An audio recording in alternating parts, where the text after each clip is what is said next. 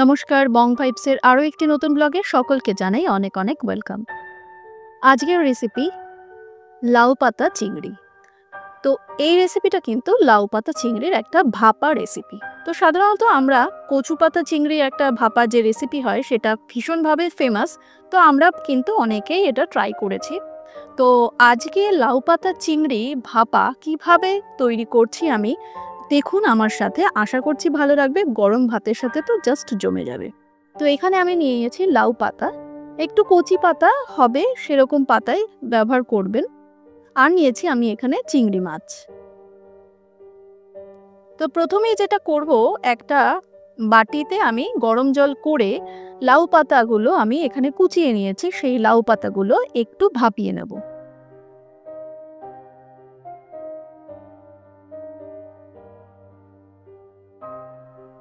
এই রেসিপিটা কিন্তু গরম ভাতের সাথে জাস্ট জমে যায়।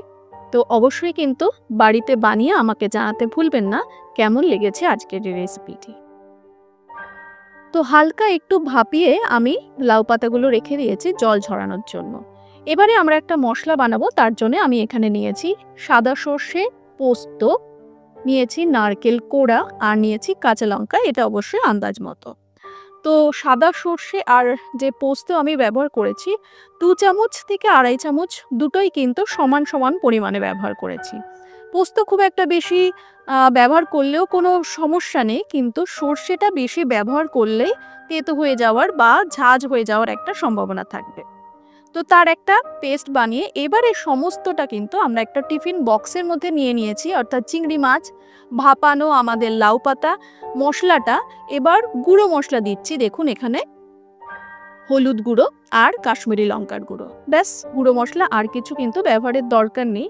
নিয়েছি এখানে সামান্য অর্থাৎ হচ্ছে স্বাদ মতো নুন, আর দিয়েছি আমি এখানে সর্ষের তেল। তো এই রান্নাটা কিন্তু অবশ্যই সর্ষের তেলেই বেশি ভালো লাগবে যেহেতু ভাপা। তো এবার হাতের সাহায্যে বেশ ভালো করে আমরা কিন্তু এটা মাখিয়ে নিলাম।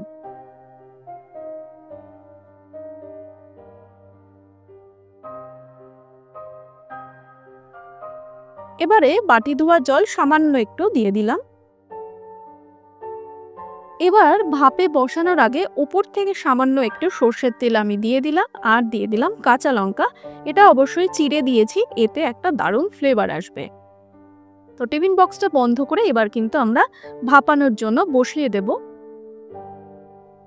তো একটা কড়াই নিয়ে নিয়েছি, তাতে নিয়েছি জল, আর একটা স্ট্যান্ড নিয়ে নিয়েছি। ডাইরেক্ট কিন্তু জলে দেব না, তাতে হবে কি জলটা কিন্তু ফুটতে ফুটতে এই রেসিপিটার মধ্যে, মানে টিফিন বক্সের ভেতরে ঢুকে রেসিপিটা কিন্তু খারাপ করে দিতে পারে। তো সেই কারণে স্ট্যান্ড ব্যবহার করছি।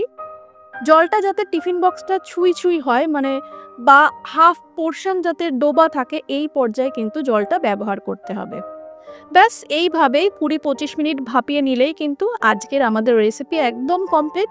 আশা করছি আজকের রেসিপি ভালো লেগেছে। ভালো লেগে থাকলে কিন্তু অবশ্যই সাবস্ক্রাইব করবেন। সকলে খুব ভালো থাকুন। নতুন কোনো রেসিপি নিয়ে আবার আসছি খুব তাড়াতাড়ি।